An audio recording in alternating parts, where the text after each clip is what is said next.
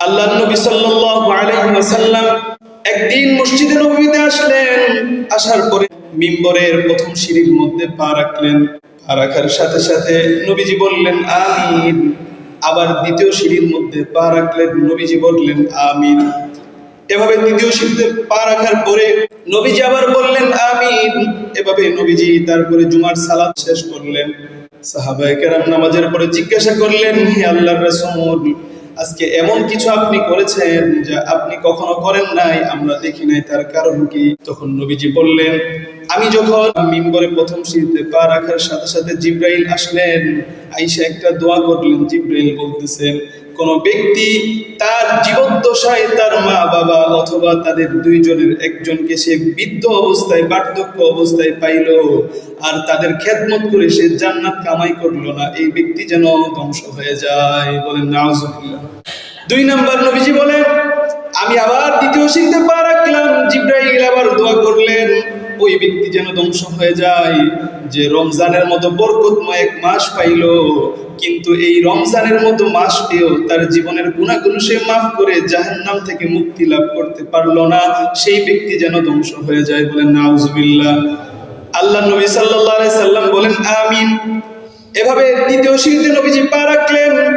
তখন জিব্রাইল আবার দোয়া করলো, ওই ব্যক্তি যেন ধ্বংস হয়ে যায় যে ব্যক্তির সামনে আপনি নবী মুহাম্মদের নাম নেওয়া হইল, কিন্তু তারপরেও সেই ব্যক্তিটা আপনি নবী মুহাম্মদের উপর দুরূদ পড়লো না। বলেন নাউজুবিল্লাহ। আমরা সবাই একবার দুরূদ পড়ি সাল্লাল্লাহু আলাইহি ওয়াসাল্লাম। আল্লাহর নবী সাল্লাল্লাহু আলাইহি ওয়াসাল্লাম এই হাদিসের মধ্যে যখন জিব্রাইল দোয়া করলেন যে ব্যক্তির সামনে নবী আপনার নাম নেওয়া হইল কিন্তু সে ব্যক্তি কি করলো না, আপনার প্রতি দুরূদ পড়লো না, সে যেন ধ্বংস হয়ে যায়, জিব্রাইলের মতো এরকম এক জবরদস্ত একজন ফেরেশতার বদদুয়াই যথেষ্ট ছিল। সেখানে আল্লাহর নবী সাল্লাল্লাহু আলাইহি ওয়াসাল্লাম আবার আমিন পড়লেন। তার মানে এই দোয়ার ভয়াবহতা কত বেশি। এর জন্য আমাদের উপর জরুরি যখনই নবীজির নাম নেওয়া হবে সাথে সাথে নবীর উপর দরুদ পড়া সাল্লাল্লাহু আলাইহি ওয়াসাল্লাম। আলহামদুলিল্লাহিল্লাযী হাদানা লিখাইরিল আদিয়ান وما كنا لنهتدي لولا أن هدانا الله وأكمل لنا ديننا وأتم علينا نعمته ورضي لنا الإسلام دينا فلا نعبد ولا نستعين إلا إياه ألف بين قلوب أهل الإيمان فأصبحوا بنعمته إخوانا ونشهد أن لا إله إلا الله وحده لا شريك له ونشهد أن سيدنا ومولانا محمدا عبده ورسوله أرسله بالحق بشيرا ونذيرا وداعيا إلى الله بإذنه وسراجا وقمرا منيرا أما بعد فقد قال الله تعالى عن شان حبيبه مخبرا وآمرا إن الله وملائكته يصلون على النبي يا أيها الذين آمنوا صلوا عليه وسلموا تسليما وقال النبي الصادق المصدوق صلى الله عليه وسلم من صلى علي واحدة صلى الله عليه عشرا أو كما قال عليه الصلاة والسلام الحمد لله আল্লাহ পাক রব্বুল ইজ্জত ওয়াল জালালের দরবারে অসংখ্য গণিত শুকর ও সুজুদ যে মহান রব্বে কারীম তার অপার দয়া মায়া ও ভালোবাসায় আমাদেরকে তার পবিত্র হুকুম জুমার সালাত আদায়ের লক্ষ্যে আগে আগে মসজিদে আসার বসার তৌফিক দিয়েছেন। সেই মহান রব্বে কায়নাতের দরবারে হৃদয়ের গহীন থেকে কালিমাতুশ শুকর আদায় করি। সকলেই জোরে সোরে বলি আলহামদুলিল্লাহ। আলহামদুলিল্লাহ। আল্লাহ পাক রব্বুল আলামিনের হাজারো অসংখ্য বেশুমার নিয়ামতের মধ্যে আমরা অহর্নিশ ডুবে আছি। মহান রব্বে কারিমের সব থেকে বড় এক আজিমুশান যে নিয়ামত আমাদের উপর আল্লাহ তাআলা করেছেন, সেটা হলো আল্লাহ পাক রব্বুল আলামিন আমাদেরকে মুসলমান বানিয়েছেন, ইমানদার বানিয়েছেন এবং আমাদেরকে আল্লাহ পাক রব্বুল আলামিন রাসূল আরবি মুহাম্মদ সাল্লাল্লাহু আলাইহি ওয়াসাল্লামের উম্মত হওয়ার সৌভাগ্য দান করেছেন। আল্লাহ পাক রব্বুল আলামিন পৃথিবীর মধ্যে পৃথিবীর সূচনা থেকে নিয়ে শেষ পর্যন্ত যত মানব জাতিকে প্রেরণ করেছেন এবং করবেন, তার মধ্য থেকে আল্লাহর কাছে সব থেকে পছন্দনীয়, সব থেকে আল্লাহ তাআলার কাছে বরণীয় এবং গ্রহণযোগ্য হলো ওই সমস্ত মানুষ যারা আল্লাহ পাক রব্বুল আলামিনকে ভয় করে, যারা তাকওয়াওয়ালা হয়। আল্লাহ নবী সাল্লাল্লাহু আলাইহি ওয়াসাল্লামকে পৃথিবীতে আল্লাহ পাক রব্বুল আলামিন যেই দ্বীন ঈমান ইসলাম দিয়ে প্রেরণ করেছেন, এই সম্পূর্ণ দ্বীন ঈমান ইসলামের মূল যদি আমরা বের করতে চাই, তাহলে তার মূলের মধ্যে দেখব যে আল্লাহর ইবাদত হলো মাকসাদ। আর আল্লাহ পাক রব্বুল আলামিনের ইবাদতের জন্য সবচেয়ে বড় যে উপায়, সেটা হলো আল্লাহকে ভয় করা। কেউ যদি আল্লাহকে ভয় না করে, তাহলে সে আল্লাহর হুকুম পালন যেমন করবে না, আল্লাহ তাআলার নিষিদ্ধ বিষয় থেকেও সে নিজেকে বিরত রাখতে পারবে না। তা আল্লাহ পাক রব্বুল আলামিন আমাদেরকে যত নির্দেশ করেছেন পবিত্র কোরআনে পাকের মধ্যে এবং রাসূল পাক সাল্লাল্লাহু আলাইহি সাল্লামের মাধ্যমে যত বিধান আল্লাহ পাক দিয়েছেন, তার মধ্যে এক অন্যতম বিধান হলো রাসূলের ভালোবাসা আমাদের জীবনে চলে আসা। আল্লাহ নবী সাল্লাল্লাহু আলাইহি ওয়াসাল্লাম হাদিসে পাকের মধ্যে বলেছেন, লা ইউমিনু আহাদুকুম হাত্তা আকুনা আহাব্বা ইলাইহি মিন ওয়ালিদিহি ওয়া ওয়ালাদিহি ওয়ান নাসি আজমাইন। ইয়া নবী সাল্লাল্লাহু আলাইহি ওয়াসাল্লাম ইরশাদ করেন, তোমাদের মধ্যে কোনো মানুষ পরিপূর্ণ মুমিন ইমানদার হতে পারবে না যতক্ষণ না তোমরা তোমাদের জীবন, জান, মাল, তোমাদের সন্তান সন্ততি, পিতামাতা সব কিছু থেকে আমি নবী মুহাম্মদ সাল্লাল্লাহু আলাইহি ওয়াসাল্লামের ভালোবাসা তার অন্তরে বেশি না হবে। তা রাসূল আরবি সাল্লাল্লাহু আলাইহি সাল্লাম এই হাদিসের মধ্যে জানালেন যে রাসূল সাল্লাল্লাহু আলাইহি সাল্লামের ভালোবাসা হলো পূর্ণাঙ্গ ঈমানের মানদণ্ড। আল্লাহ তাআলা সূরা তাওবার মধ্যে বলেছেন, তিনটা জিনিসের ভালোবাসা, তিনটা জিনিসের মোহাব্বত তোমাদের হৃদয়ে যদি সব থেকে বেশি না থাকে, তাহলে তোমরা আল্লাহ তাআলার আযাবের অপেক্ষা করতে থাকো। সেই তিন জিনিসের ভালোবাসা কি?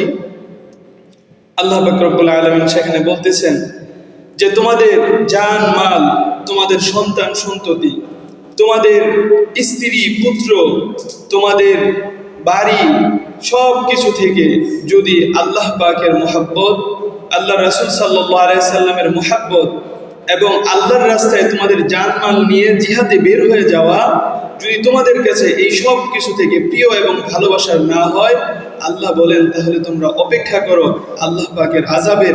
নিঃসন্দেহে আল্লাহ তাআলা কোনো ফাসিক সম্প্রদায়কে পথ প্রদর্শন করেন না, নাউযুবিল্লাহি তাআলা।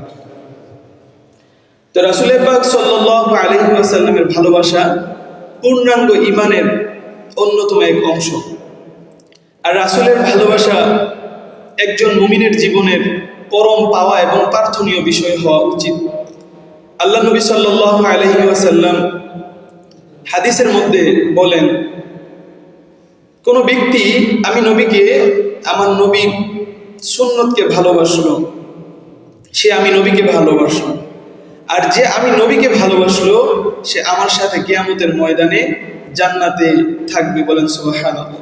আল্লাহ নবী সাল্লাল্লাহু আলাইহি ওয়াসাল্লাম বলেন, মান আহাব্বা সুন্নতি ফাকাদ আহাব্বানি ওয়া মান আহাব্বানি কানা মাই ফিল জান্নাহ।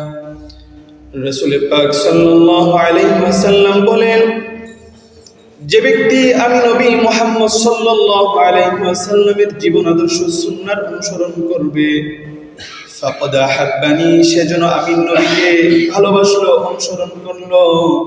আর যে ব্যক্তি আমি নবীকে ভালোবাসলো, আল্লাহ পাক রব্বুল আলামিন তাকে আমার সাথে কিয়ামতের ময়দানে জান্নাত দান করবেন। সুবহানাল্লাহ। রাসূল পাক সাল্লাল্লাহু আলাইহি ওয়াসাল্লামের সাথে জান্নাতের গ্যারান্টি হাদিসের মধ্যে দেওয়া হয়েছে রাসূলের ভালোবাসার মাধ্যমে। অন্যত্র আল্লাহ পাক রব্বুল আলামিন সূরা আলী ইমরানের মধ্যে বলেন, নবী আপনি মানুষকে জানিয়ে দিন, তারা যদি আপনার অনুসরণ করে আমি আল্লাহ নিজে তাদেরকে ভালোবাসবো এবং তাদের গুনাহগুলো মাফ করে দিব। সুবহানাল্লাহ। قل إن كنتم تحبون الله فاتبعوني يحببكم الله ويغفر لكم ذنوبكم والله غفور رحيم। আল্লাহ পাক রব্বুল আলামিন বলেন, নবী আপনি মানুষকে জানিয়ে দিন, ইন কুনতুম তুহিব্বুনাল্লাহ, যদি তোমরা আল্লাহকে ভালোবাসতে চাও, ফাত্তাবিউনি ইউহিব্বুকুমুল্লাহ, তাহলে তোমরা আমি নবী মুহাম্মদের পূর্ণ অনুসরণ করো। আর আমি নবী মুহাম্মদের যদি পূর্ণ অনুসরণ করো, আল্লাহ পাক নিজে তোমাদেরকে ভালোবাসবেন এবং তিনি তোমাদের গুনাহগুলো মাফ করে দিবেন। সুবহানাল্লাহ। একই সাথে আল্লাহ নবী সাল্লাল্লাহু আলাইহি ওয়াসাল্লামের ব্যাপারে আল্লাহ পাক রব্বুল আলামিনের অনুসরণের অনেকগুলো আয়াত নাযিল করেছেন। তার মধ্যে অন্যতম এক আয়াত আল্লাহ পাক রব্বুল আলামিন ইরশাদ করছেন সূরা হাশরের মধ্যে। আল্লাহ পাক বলেন, মা আতাকুমুর রাসূলু ফাখুযুহু ওয়ামা নাহাকুম আনহু ফান্তাহু। আল্লাহ পাক বলেন, তোমাদের মধ্যে তোমাদের রাসূল যা কিছু নিয়ে এসেছে, মা আতাকুমুর রাসূলু ফাখুযুহু, আল্লাহর নবী আল্লাহর রাসূল তোমাদের জন্য যা নির্দেশ নিয়ে এসেছে তোমরা সেগুলোকে আঁকড়ে ধরো। ওয়ামা নাহাকুম, আর তিনি তোমাদের জন্য যত নিষেধ বিষয়গুলো নিয়ে এসেছে, ফান্তাহু, তোমরা সমস্ত সেই বিষয়গুলো থেকে নিজেকে বিরত রাখো। সুবহানাল্লাহ। আল্লাহ পাক রব্বুল আলামিন একই সাথে সূরা নিসার মধ্যে নবীজির অনুসরণে নবী আল্লাহ পাক বলতেছেন, ইয়া আইয়ুহাল্লাযীনা আমানু আতিউল্লাহ ওয়া আতিউর রাসূল ওয়া উলিল আমরি মিনকুম, হে ঈমানদারেরা, যখন তোমরা কোনো বিবাদের মধ্যে জড়িয়ে যাবে এবং সেখানে সেই বিবাদ নিরসনের জন্য তোমরা কোরআন সুন্নাহ, তোমাদের নিজেদের সালিশের মধ্যে কোনো সমাধান সরাসরি যখন তোমরা আপোষে খুঁজে না পাবে, তখন তোমরা আল্লাহ এবং তার রাসূলের দিকে ফিরো এবং সর্ব অবস্থায় তোমাদের জন্য জরুরি হলো তোমরা আল্লাহর অনুসরণ করবে, সাথে সাথে তোমাদের নবীর অনুসরণ করবে। সুবহানাল্লাহ। এখন নবীর অনুসরণের মধ্যে নবীজির মুহাব্বত নিহিত। নবীজির মুহাব্বত ছাড়া আমাদের ঈমানের পূর্ণাঙ্গতা সম্ভব না।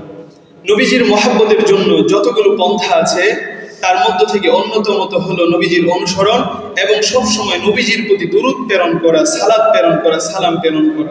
নবীজির প্রতি দুরূদ সালাম প্রেরণ করা নবীজির মুহাব্বতের অন্যতম এক নিদর্শন এবং মাধ্যম। নবীজির অনুসরণের ব্যাপারে পাকিস্তানের এক বিখ্যাত বুজুর্গ ছিলেন হযরত মাওলানা শাহ হাকিম মোহাম্মদ আখতার সাহেব নফরুল্লাহ মারকাদাহু। তিনি একটি শের বলতেন, নকশে কদম নবী কে হে জন্নত কে রাস্তে, নকশে কদম নবী কে হে জন্নত কে রাস্তে, अल्लाह से मिलाते हैं सुन्नत के रास्ते, अल्लाह से मिलाते हैं सुन्नत के रास्ते। তিনি বলেন, নবীর পূর্ণাঙ্গ পদাঙ্ক অনুসরণ আল্লাহর মুহাব্বত এবং আল্লাহর ইশক ও মারিফত পাওয়ার অন্যতম মাধ্যম এবং নবীর পূর্ণাঙ্গ সুন্নতের অনুসরণ হলো আল্লাহ পাকের তরি মুমিনের জন্য সেই জান্নাতে পৌঁছার মাধ্যম। সুবহানাল্লাহ। নবীজির প্রতি দুরূদ পড়ে নবীজির ভালোবাসা প্রদর্শন করা, নবীজির প্রতি দুরূদ পড়া এটা এই ঈমানদারদের জন্য, উম্মতের জন্য জীবনে একবার হলো নবীজির উপর দুরূদ পড়া ফরজে আইন। নবীজির উপর দুরূদ পড়া ফরজে আইন। আমাদের নামাজ পড়া যেরকম ভাবে ফরজে আইন, সারা জীবনে একটা মানুষের জন্য একবার হলেও দুরূদ শরীফ পড়া ফরজে আইন। একটা মজলিসের মধ্যে যখন অনেকবার নবীজির নাম নেওয়া হয়, তখন কমপক্ষে প্রথমবার নবীজির নামের উপর দুরূদ পড়া একজন মুসলমানের জন্য ওয়াজিব। বলেন সুবহানাল্লাহ। এবং প্রতিবার নবীজির নাম শোনার সাথে সাথে দুরূদ শরীফ পড়া হলো মুস্তাহাব। এবং নবীজির উপর নাম শুনে পড়ে দুরূদ শরীফ না পড়া কত ভয়াবহ, একটা হাদিস শোনাইলে আপনারা বুঝতে পারবেন। আল্লাহর নবী সাল্লাল্লাহু আলাইহি ওয়াসাল্লাম একদিন মসজিদে নববীতে আসলেন। আসার পরে প্রথম মিম্বরের প্রথম সিঁড়ির মধ্যে পা রাখলেন। পা রাখার সাথে সাথে নবীজি বললেন আমিন। আবার দ্বিতীয় সিঁড়ির মধ্যে পা রাখলেন, নবীজি বললেন আমিন। এভাবে দ্বিতীয় সিঁড়িতে পা রাখার পরে নবীজি আবার বললেন আমিন। এভাবে নবীজি তারপরে জুমার সালাত পড়ে, খুতবা পড়ে, জুমার সালাত পড়ে নামাজ শেষ করলেন। সাহাবায়ে কেরাম নামাজের পরে জিজ্ঞাসা করলেন, হে আল্লাহর রাসূল, আজকে এমন কিছু আপনি করেছেন যা আপনি কখনো করেন নাই, আমরা দেখি নাই, তার কারণ কি? তখন নবীজি বললেন, আমি যখন জুমার সালাতের জন্য আসলাম, মিম্বরে প্রথম সিঁড়িতে পা রাখার সাথে সাথে জিবরাইল আসলেন। আয়েশা একটা দোয়া করলেন। জিবরাইল বলতেছেন, কোন ব্যক্তি তার জীবদ্দশায় তার মা বাবা অথবা তাদের দুইজনের একজনকে সে বৃদ্ধ অবস্থায়, বার্ধক্য অবস্থায় পাইল, আর তাদের খেদমত করে সে জান্নাত কামাই করলো না, এই ব্যক্তি যেন ধ্বংস হয়ে যায়। বলেন নাউজুবিল্লাহ। জিবরাইলের দোয়াই ছিল যথেষ্ট। নবীজি আবার সাথে সাথে কি বলেছেন? আমিন, আল্লাহ কবুল করুন। 2 নাম্বার নবীজি বলেন, আমি আবার দ্বিতীয় সিঁড়িতে পা রাখলাম। জিবরাইল আবার দোয়া করলেন, ওই ব্যক্তি যেন ধ্বংস হয়ে যায় যে রমজানের মতো বরকতময় এক মাস পাইল, কিন্তু এই রমজানের মতো মাস পেয়েও তার জীবনের গুনাহগুলো সে মাফ করে জাহান্নাম থেকে মুক্তি লাভ করতে পারলো না, সেই ব্যক্তি যেন ধ্বংস হয়ে যায়। বলেন নাউজুবিল্লাহ। আল্লাহ নবী সাল্লাল্লাহু আলাইহি সাল্লাম বলেন আমিন। এভাবে দ্বিতীয় সিঁড়িতে নবীজি পা রাখলেন। তখন জিবরাইল আবার দোয়া করলো, ওই ব্যক্তি যেন ধ্বংস হয়ে যায় যে ব্যক্তির সামনে আপনি নবী মুহাম্মদের নাম নেওয়া হইল, কিন্তু তারপরেও সেই ব্যক্তিটা আপনি নবী মুহাম্মদের উপর দুরূদ পড়লো না। বলেন নাউজুবিল্লাহ। আমরা সবাই একবার দুরূদ পড়ি সাল্লাল্লাহু আলাইহি ওয়াসাল্লাম। আল্লাহ নবী সাল্লাল্লাহু আলাইহি ওয়াসাল্লাম এই হাদিসের মধ্যে যখন জিবরাইল দোয়া করলেন যে ব্যক্তির সামনে নবী আপনার নাম নেওয়া হইল, কিন্তু সে ব্যক্তি কি করলো না, আপনার প্রতি দুরূদ পড়লো না, সে যেন ধ্বংস হয়ে যায়।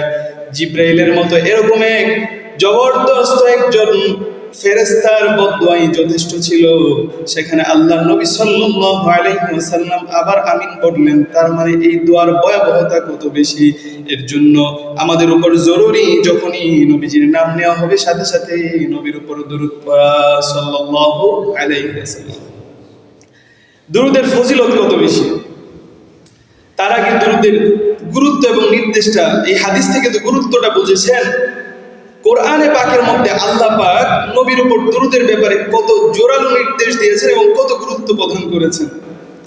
আমরা সমস্ত আমলগুলো আমাদের নিজেদের আমল নামায় আমরা করি, কিন্তু নবীজির দুরূদ এমন এক আমল, যে আমল স্বয়ং আল্লাহ পাক রব্বুল আলামিন নিজেও করেন। বলেন সুবহানাল্লাহ। আল্লাহ পাক কিভাবে আমল করেন? আল্লাহ পাক মুমিনদেরকে নবীজির উপর দুরূদ পড়তে যেমন নির্দেশ দিয়েছেন, আল্লাহ বলেন শুধু তোমরাই দুরূদ পড়ো না, বরঞ্চ আল্লাহ পাক নিজেও দুরূদ পড়েন, ফেরেশতারাও দুরূদ পড়েন। বলেন সুবহানাল্লাহ। এখন ফেরেশতাদের দুরূদ পড়া, আল্লাহর দুরূদ পড়ার মধ্যে আর মানুষের দুরূদ পড়ার মধ্যে কিছু পার্থক্য আছে। আল্লাহ সূরা আহজাবের মধ্যে ইরশাদ করেন, ইয়া আইয়ুহাল্লাযীনা আমানু সাল্লু আলাইহি ওয়া সাল্লিমু তাসলিমা। আমরা এই আয়াত সবাই জানি। আমরা যখন বিভিন্ন সময় মিলাদের আয়োজন হয়, তখন এই আয়াত পড়ে কি করা হয়? মিলাদ পড়া হয়। তার মানে কি? আমরা মিলাদ পড়া মানে কি? দুরূদ পড়ে। মিলাদের মধ্যে কি পড়ে? দুরূদ পড়ে। তো এই দুরূদ পড়ার আগে এই দুরূদ সম্বলিত, নির্দেশ সম্বলিত যে আয়াতটা, এই আয়াতটা আগে পড়ে তারপরে দুরূদ শুরু করে। এখানে আল্লাহ তাআলা সরাসরি বলেছেন, ইন্নাল্লাহা ওয়া মালাইকাতাহু ইউসাল্লুনা আলান নবী। নিশ্চয় আল্লাহ পাক রব্বুল আলামিন এবং সমস্ত ফেরেশতারা আল্লাহর নবীর উপরে দুরূদ পড়েন। ইয়া আইয়ুহাল্লাযীনা আমানু, হে ঈমানদারগণ, সাল্লু আলাইহি ওয়া সাল্লিমু তাসলিমা, সুতরাং তোমরা নবীর উপর দুরূদ পড়ো এবং তার উপর সালাম বর্ষণ করো। সুবহানাল্লাহ। তো আল্লাহ পাক রব্বুল আলামিন এই নির্দেশ দিলেন। নবীজি সাল্লাল্লাহু আলাইহি সাল্লামের উপর দুরূদ পড়ার ফজিলত কি? কয় আপনি যখন যতবার নবীর কাছে দুরূদ পড়ব, আল্লাহ পাক রব্বুল আলামিন পৃথিবীর মধ্যে এক শ্রেণীর ফেরেশতা এরকম পাঠিয়ে দিয়েছেন, যারা কোথায় কোন উম্মত আল্লাহর নবীর উপর দুরূদ পড়লো সেই দুরূদ সাথে সাথে নিয়ে নবীজির কাছে পৌঁছাইয়া দেয়। সুবহানাল্লাহ। আল্লাহ পাক এই দুরূদ সংগ্রহের জন্য একটা শ্রেণী ফেরেশতাদেরকে এই পৃথিবীতে নিযুক্ত করেন, যে যেখানেই কোনো উম্মত নবীজির উপর দুরূদ পড়লো তখনই সেখান থেকে সেই ফেরেশতারা এই দুরূদ নিয়ে নবীজির কাছে পেশ করেন। আপনার অমুক উম্মত তার বাবার নাম, তার বংশ পরিচয় সব বর্ণনা করে বলেন আপনার কাছে এই দুরূদ প্রেরণ করেছেন। বলেন সুবহানাল্লাহ। বিশেষ করে এই জুমার দিন বেশি করে দুরূদ পড়ার কথা নবী সাল্লাল্লাহু আলাইহি সাল্লাম এক দীর্ঘ হাদিসের মধ্যে বলেছেন, যেখানে নবী সাল্লাল্লাহু আলাইহি সাল্লাম হাদিসের মধ্যে বলতেছেন, সহিহুল মুসলিমের মধ্যে হাদিস এসেছে, আল্লাহর নবী সাল্লাল্লাহু আলাইহি সাল্লাম বলেন, ইন্না মিন আফদালি আইয়ামাকুম ইয়াউমাল জুমআতি, তোমাদের যত দিন আছে তার মধ্যে সবথেকে শ্রেষ্ঠ দিন হলো জুমার দিন। আল্লাহ নবী বলেন, ফিহি খুলিকা আদম, এই দিনে আদম আলাইহিস সালামকে সৃষ্টি করা হয়েছে, ওয়া ফিহি কুবিযা, এবং এই জুমার দিনে আদম আলাইহিস সালামকে জান কবজ করা হয়েছে, মৃত্যু দেওয়া হয়েছে। ওয়া ফিহিন নাফাতু ওয়া ফিহিস সাকাতু, আল্লাহর নবী বলেন এই জুমার দিনে সিংহায় ফুৎকার দেওয়া হবে এবং এই জুমার দিনে মানুষকে আবার কিয়ামতের দিন পুনরুত্থান করানো হবে। আল্লাহ নবী তারপরে বলতেছেন, এই মহিমান্বিত দিবসের মধ্যে ফাআকসিরু আলাইয়া মিনাস সালাতি ফিহি, তোমরা অনেক বেশি অধিক পরিমাণে আমি নবী সাল্লাল্লাহু আলাইহি ওয়াসাল্লামের উপর দুরূদ প্রেরণ করতে থাকো। ফাইন্না সালাতাকুম মা'রুদাতুন আলাইয়া, তোমরা যখন দুরূদ পড়বে তখনই তোমাদের দুরূদগুলো আমি নবীর কাছে এসে উপস্থিত করা হয়, পেশ করা হয়। এখন সাহাবীরা জিজ্ঞাসা করতেছেন, ক্বালু ইয়া রাসূলুল্লাহ, হে আল্লাহর রাসূল, ওয়া কাইফা তুরদু আলাইকা সালাতানা ওয়া ক্বাদ আরামতা, আল্লাহর নবী আপনার কাছে কিভাবে এই দুরূদ পেশ করা হবে, অথচ আপনাকে তো মাটির সাথে মিশিয়ে ফেলা হবে, কবরে দেওয়ার পরে মাটি তো আপনাকে খেয়ে ফেলবে। তারপরে নবী সাল্লাল্লাহু আলাইহি সাল্লাম উত্তরে বলতেছেন, ক্বালা ইন্নাল্লাহা হাররামা আলাল আরদি আন তাকুলা আজসাদাল আমবিয়া, আল্লাহ নবী সাল্লাল্লাহু আলাইহি সাল্লাম বলেন, না না, আল্লাহ পাক রব্বুল আলামিন মাটির জন্য এটা হারাম করে দিয়েছেন আম্বিয়া আলাইহিস সালাম এবং নবীদের দেহকে তারা ভক্ষণ করা থেকে। সুবহানাল্লাহ। এই হাদিস থেকে আমরা পাইলাম যে নবী সাল্লাল্লাহু আলাইহি সাল্লাম যেরকম জুমার দিনের আজমত, জুমার দিনের মহিমান্বিত হওয়ার, তার মহান হওয়ার বিশেষত্ব বর্ণনা করেছেন, ঠিক তদ্রূপভাবে এই দিনে নবীজির উপর বেশি বেশি দুরূদ পড়তেও নবীজি নির্দেশ করেছেন। এর জন্য আমরা অন্য দিনের তুলনায় জুমার দিন উঠতে বসতে চলতে ফিরতে আমরা এই দুরূদ পড়তে পারি সাল্লাল্লাহু আলাইহি ওয়াসাল্লাম। সব থেকে সহজ এবং ছোট দুরূদ হলো সাল্লাল্লাহু আলাইহি ওয়াসাল্লাম। আমরা সবাই পারি পড়তে। আমরা একবার নবীজির উপর দুরূদ পড়লে আল্লাহ পাক রব্বুল আলামিন একবার দুরূদের উসিলায় তার উপরে 10 বার রহমত নাযিল করেন। সুবহানাল্লাহ। একবার দুরূদ পড়ব আর নবীজি কয়বার বলেছেন রহমত নাযিল করেন? আল্লাহ 10 বার রহমত নাযিল করেন। রাসূল সাল্লাল্লাহু আলাইহি ওয়াসাল্লাম হাদিস শরীফের মধ্যে বলেন, মান সাল্লা আলাইয়া ওয়াহিদাতান সাল্লাল্লাহু আলাইহি আশরা, কোন ব্যক্তি যখন আমি নবীর উপর একবার দুরূদ পড়ে আল্লাহ পাক রব্বুল আলামিন ওই ব্যক্তির উপর 10 বার রহমত নাযিল করেন। সুবহানাল্লাহ। নবীজির উপর দুরূদ পড়া এটা একজন আশিকে রাসূল, নবী প্রেমিকের উপর অত্যাবশ্যক এবং করণীয়। তার হৃদয়ের ভিতরে সবসময় দুরূদের সুর বাজতে থাকবে। হযরত ইমাম শাফি রাহমাতুল্লাহি আলাইহি একজন বিখ্যাত ইমাম ছিলেন। 4 মাযহাবের মধ্যে একটা মাযহাবের নাম হলো শাফি মাযহাব। যেই মাযহাবের ইমাম হলো ইমাম শাফি রাহমাতুল্লাহি আলাইহি। এই মুহাম্মদ ইবনে ইদ্রিস আশ-শাফি রাহমাতুল্লাহি আলাইহি যখন মারা গেলেন ওনার এক শাগরিদ ওনাকে স্বপ্নে দেখলেন, স্বপ্নে দেখে ওনাকে জিজ্ঞাসা করছেন, আপনাকে আল্লাহ পাক রব্বুল আলামিন আপনার সাথে কি মুআমালা করেছেন, কি আচরণ করেছেন? ইমাম শাফি রহমাতুল্লাহি আলাইহি জবাবে বলেন, আল্লাহ পাক রব্বুল আলামিন আমাকে মাফ করে দিয়েছেন এবং আমাকে বলেছেন তুমি জান্নাতে প্রবেশ করো। সুবহানাল্লাহ। শাগরিদ জিজ্ঞাসা করলো, কোন আমল আল্লাহ এত পছন্দ করে আপনাকে এত সহজেই বিনা হিসেবে জান্নাত দিয়ে দিল?